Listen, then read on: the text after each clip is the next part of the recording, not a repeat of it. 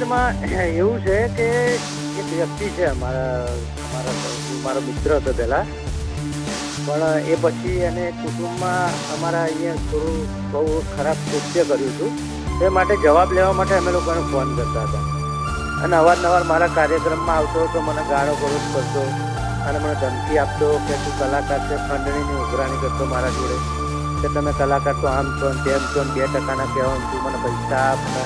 પછી અવારનવાર મારી ગાડીઓ ક્યાંય જતી હોય તો એના માણસો આવીને મને ગાળો દેતા અને એવું કહેતો કે હું ભાજપમાં છું અને કે મારી પહોંચ બહુ ઊંચી છે, કે અમિતભાઈ શાહ સુધી અને જય શાહ મારા મિત્ર છે અને કે મારી ભાજપમાં પહોંચ બહુ ઊંચી છે. જો કે અમિતભાઈ અને જયભાઈને તો ખબર નહીં હોય અને આ વ્યક્તિ એમના નામનો દુરુપયોગ કરતો હતો અને પાર્ટીના નામનો બી દુરુપયોગ કરી આવી રીતે અવારનવાર મને ધમકીઓ આપતો હતો.